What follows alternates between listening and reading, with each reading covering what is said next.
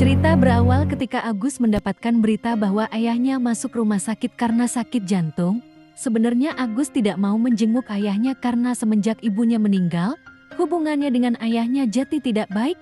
Tapi karena paksaan Siti, akhirnya Agus pun mau menjenguk ayahnya ke rumah sakit. Sesampainya di rumah sakit, dokter meminta agar Pak Mel jangan tinggal sendiri karena harus ada yang merawat.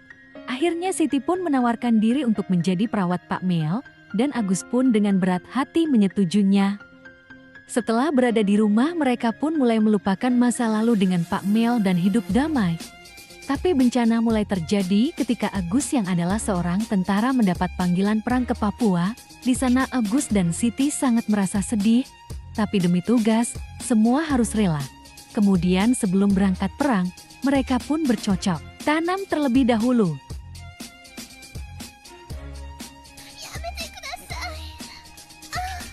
Keesokan harinya Siti dan Pak Mel pun mengantarkan kepergian Agus untuk bertugas, dan akhirnya Siti dan Pak Mel pun hanya tinggal berdua di rumah. Di suatu malam Siti dan Pak Mel kedatangan tamu. Itu Ijah, mantan sekretaris Pak Mel yang juga menjadi selingkuhan Pak Mel. Di malam itu Pak Mel dan Ijah pun melakukan adegan cocok tanam, karena sudah lama sekali ladang milik Ijah tidak dijamah oleh Pak Mel. Di pihak lain, Agus yang berperang pun harus gugur terkena tembakan. Keluarga yang mendengar hal tersebut pun sangat merasa sedih karena kehilangan Agus. Kemudian Siti yang merasa depresi pun akhirnya mabuk-mabukan karena merasa sangat terpukul melihat menantunya yang semlehoi sedang mabuk. Pak Mel pun membawa Siti kembali ke kamar. Tanpa disangka, Siti pun berhalusinasi bahwa yang mengantarkannya ke kamar adalah Agus, dan Siti pun langsung mengajak bercocok tanam. Sayangnya iman Pak Mel masih kuat dan menolaknya.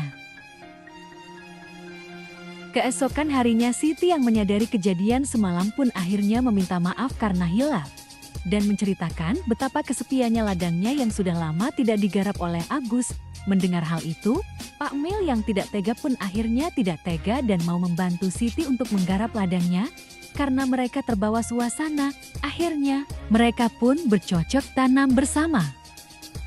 Pada suatu ketika, Siti mendapatkan telepon dari rumah sakit bahwa Agus ditemukan masih hidup di dalam hutan. Mereka pun segera menjemput Agus di rumah sakit. Pak Mel dan Siti pun akhirnya merasa bersalah kepada Agus karena sudah mengkhianatinya. Tapi karena tanggung dan Pak Mel terlanjur ketagihan dengan kue pam Siti, akhirnya mereka melakukan cocok tanam lagi, dan sialnya setelah selesai, mereka ketahuan oleh Agus.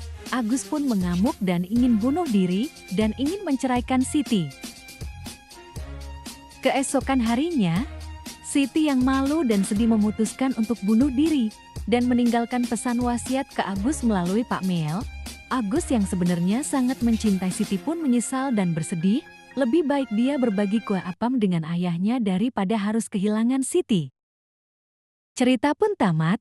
Bagi yang ingin menonton film lengkapnya, silakan cek link yang ada di deskripsi.